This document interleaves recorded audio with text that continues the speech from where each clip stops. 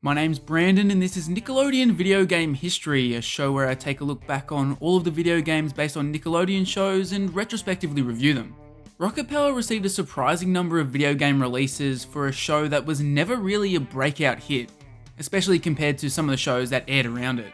However, being all about extreme sports means it's a natural fit for video game adaptations, so Nickelodeon kept pumping them out. This time we're looking at Rocket Power Beach Bandits, which was released as a home console version for the PS2 and GameCube, and a handheld version for the GBA. An Xbox version was seemingly planned too, but was cancelled for an unknown reason. This is also one of the rare occasions where the home console version was released first. The home console game was released on September 22, 2002, while the GBA version didn't arrive until October 19. Developing what would turn out to be the final ever Rocket Power home console game was Evolution Games. You've most likely never heard of this plucky Australian developer before, and for good reason. This was the only game they ever released. Hailing from Queensland and founded in 1999, Evolution initially worked on two short games released via the internet to attract attention from publishers. The first game, Europa, was a sci-fi action-adventure game, while the second game was a more cartoonish action game called Spotswood and Eric. It took until July of 2002, but it was officially announced that THQ had signed Evolution Games to be the developer for Rocket Power Beach Bandits. The details surrounding their closure are virtually unknown, but interestingly, their demise coincides with THQ opening their own dev studio in Queensland. I could imagine that their story is pretty similar to Big Sky, with Evolution being unable to find funding from another publisher quick enough to keep the studio going. The developers of the handheld version were Helix, who have developed the Wild Thornberrys Chimp Chase and the surprisingly good Rocket Power Dream Scheme. They'll pop up in this series a few more times as they made a couple of TAC games and a Fairly Odd Parents game too. Critically, this game was alright. Across both home console releases, it nabbed a 6.1 average review score on Metacritic, making this the second highest rated Rocket Power game. But before I jump into that game, we're going to take a look at how Beach Bandits on the GBA fared first.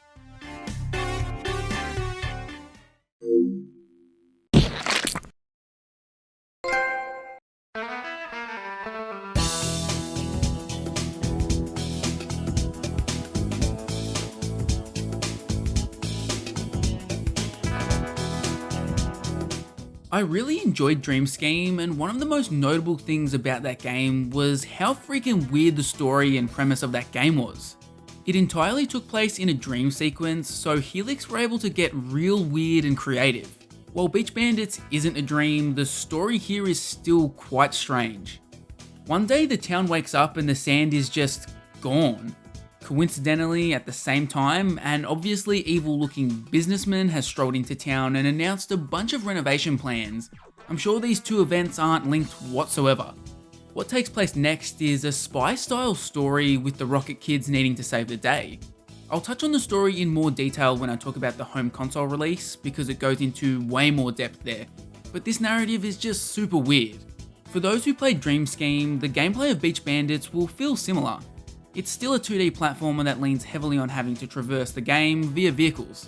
This time around you'll be switching between Auto and Twister on the fly, and they each have a unique mode of transport. The trusty hockey attack returns as your form of defense, but it's been beefed up a little with a variety of different pickups you can use to modify the attack. This also transfers over to the PS2 and GameCube, showing the two developers worked closely together, but again, I'll touch on that in more depth later. While much of the gameplay will be familiar, Helix throws in some weird curveballs. Weird even for the standards they'd previously set for themselves. A significant portion of Beach Bandits involves competing in these amusement park games. The structure of the game sees you going to the amusement area, competing against the son of the obviously evil businessman, and then winning some sort of new ability or item. For example, you unlock a hover scooter after one game or a grappling hook after another. Once you unlock this new item, you then go to a more traditional level that you'll recognise from Dream Scheme. Ocean Shores acts as your hub world as you try to save the day. I just really wasn't expecting this from the game. The way it's structured isn't bad per se, but it's a little out of left field. Yellow rockets are scattered around each level, and you need to grab like 20 of these to get a 1-up. Stockpiling lives isn't too necessary, considering pretty much every enemy in this game drops health.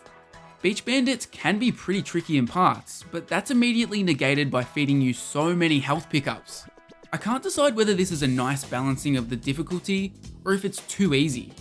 On the one hand, you'll almost never die, but on the other, you definitely find yourself in tricky spots. Ultimately, it's probably the perfect way to handle difficulty for a game aimed at kids. The more frustrating parts of the gameplay come with the way levels are laid out and structured. One of my biggest pet peeves was that so many times the way levels are structured massively mislead you. I lost count of how many times it seemed like it was physically impossible for me to make a certain jump, whether it be because it's way too high or too far away. The game genuinely makes you believe that you're banging your head against the wall in an area you're not supposed to be in if you want to progress, only for it to turn out that, yep, you were in the right place, but the jump is just ridiculously pedantic. This also connects to my other big gripe. Most of this game makes you feel like you're stumbling around with no purpose. You'll run around levels and sort of just accidentally progress a lot of the time. I was almost never sure of where I was supposed to go, and it was surprisingly common for me to fall down some sort of pit due to a poor jump or taking damage from an enemy, only for this insane fall to place me exactly where I needed to be. Again, I don't know if I'd call this bad as such. Like, it wasn't frustrating or awful to play most of the time, it just felt strange and unnatural. Something that is genuinely bad is the boss battles. Every single one of these can be cheesed in some way, and a lot of them are just super boring to deal with. Combat has always felt like a bit of an afterthought in Helix's Rocket Power games, so I'm not sure it's necessary to sprinkle in these boss battles that are all about combat. Presentation wise, Beach Bandits is heavily derivative of Dream Scheme. When the music hits, you'll immediately get flashbacks to that first game, and I'm 99% sure there's a few tracks that they completely reused. Visually, the game is pretty similar too. Not that I was expecting anything different when it was released so close to Dream Scheme. It does kickstart the game with a super long cutscene though, which is kinda cool. I'm always fascinated by early handheld games that try to do cinematic type stuff that's usually reserved for home consoles of that era.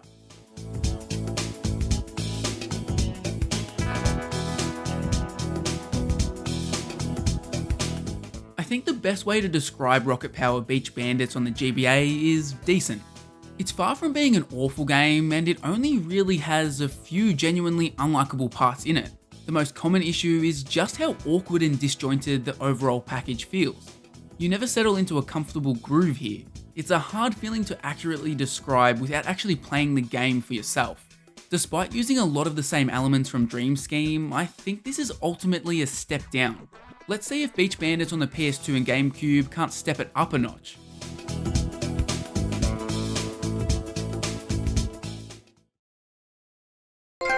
No! Guys, look!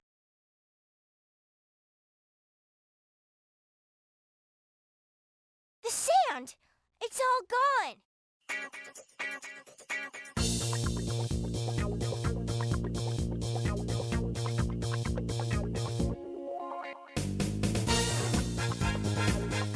As I alluded to earlier, both versions of Beach Bandits share pretty much the exact same story, only that the home console games flesh it out in more detail.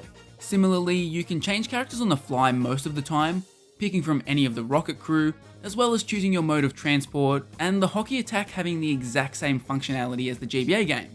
Playing both of these games back to back, you can really tell they were developed in tandem.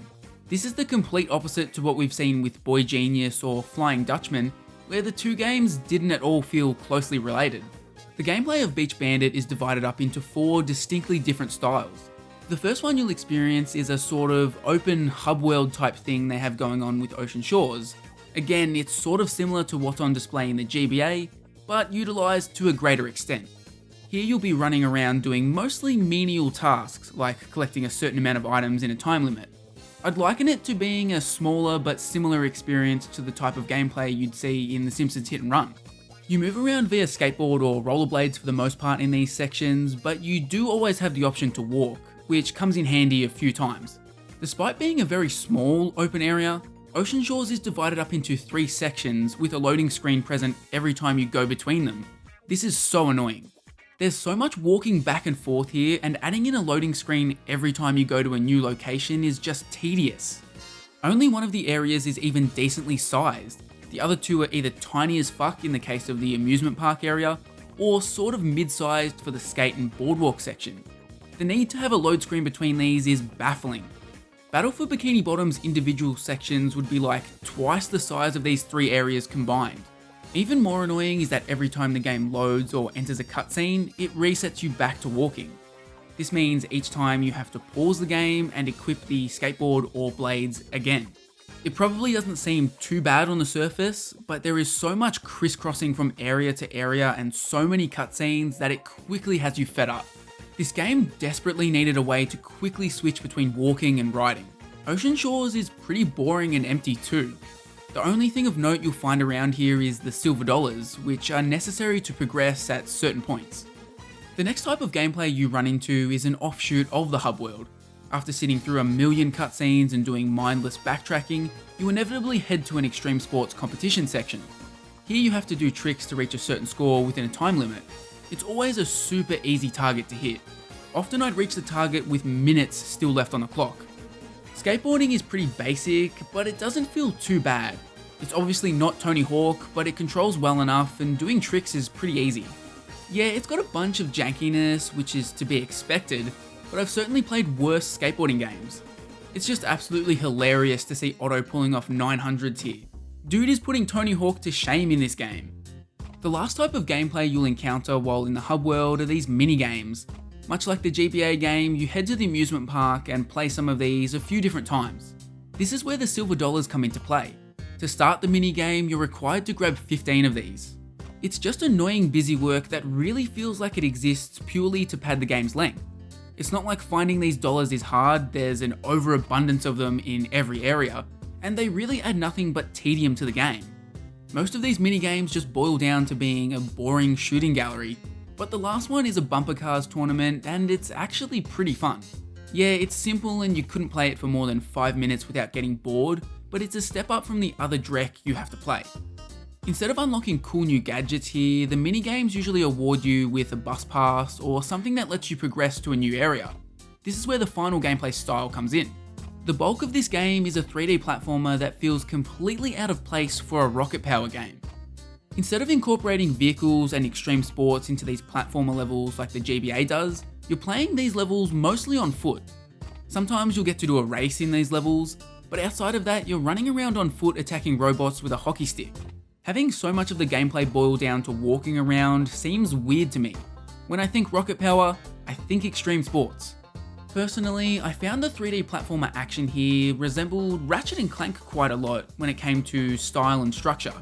What I mean by that is Beach Bandits focuses heavily on combat, with occasional puzzle solving, while making difficult jumps takes a backseat for the most part. The occasional extreme sports sections are also reminiscent of the grind rail sections you'd find in Ratchet. It's honestly uncanny how much Beach Bandits feels inspired by Ratchet & Clank, yet the first game in that series wouldn't release until almost a couple months after Beach Bandits came out. Unfortunately, that Ratchet & Clank feel doesn't carry over to the environments. They're just as lifeless as the hub world, and also much bigger than the hub world, and they don't have a load screen every 5 seconds, which is quite confusing.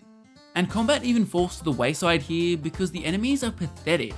Most of the time you can just run past them, and in fact, stopping to fight them makes things just take way longer for you.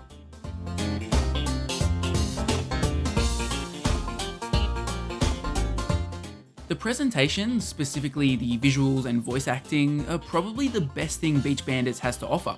Despite that, it's certainly not safe from being janky like the rest of the game. The opening video package that leads into the title screen is a great example of that.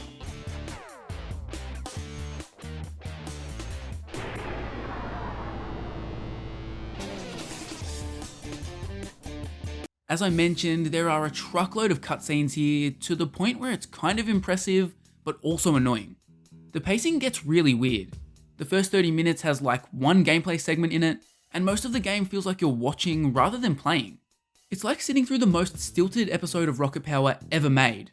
The story is functionally the same as that of the GBA game, but in more detail, including the Rocket Power kids becoming terrorists who blow up several laboratories. Overall, the story feels a little out of place for Rocket Power. Maybe my memory of the show is poor, but did they ever have stories like this? Feels more like a plot applicable for a Jimmy Neutron game or something. Animations can be a little rough too. Watch the crew slide down this water slide. I've always wanted to try this. Yeah, excellent. Oh, Right. Now watch Lars fall into the water. Oh no!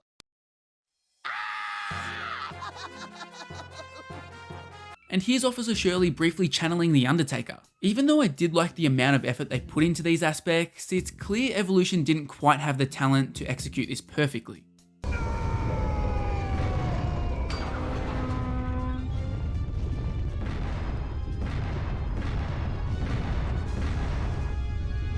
May not have liked that guy much, but sheesh. The audio has its problems as well. Sound effects drown out dialogue in cutscenes, and the music tracks are laughably short. I'd be surprised if any of them were longer than 30 seconds. Finally, I want to mention these TAC Easter eggs.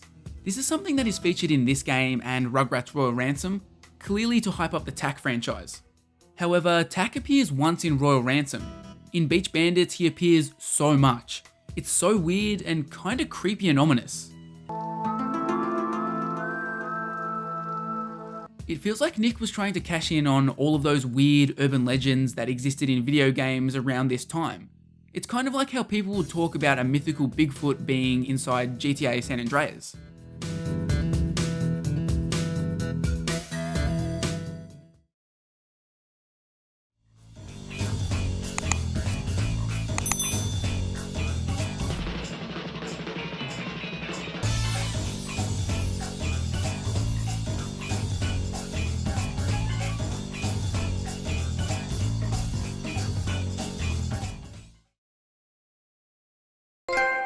Safety valves are fused.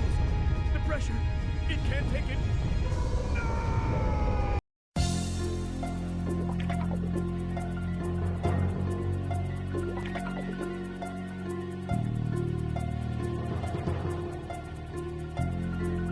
So yeah, Beach Bandits on home console isn't much fun. Outside of 5 minutes playing bumper cars, I don't know that I had much fun with any part of this game. It's just too tedious to get enjoyment from. It feels like the devs didn't know what kind of game they wanted to make, so they put a tiny bit of everything into one package. The game has no real identity. None of the gameplay styles crammed into Beach Bandits are well fleshed out or well executed, so you just end up with a bunch of styles that all suck. And the cherry on top is that this game, with all of its tedious elements, is like 7 to 8 hours long. But believe me when I tell you it feels double that length. I wouldn't highly recommend either Beach Bandits game, but if you really want to check out one, make it the GBA release. Next time I'll be looking at Jimmy Neutron vs Jimmy Negatron on the GBA. The TV show is up and running now, and with a couple of disappointing games already up his sleeve, can Jimmy Neutron deliver some sort of gaming goodness with this follow-up? Make sure you're subscribed so you don't miss out.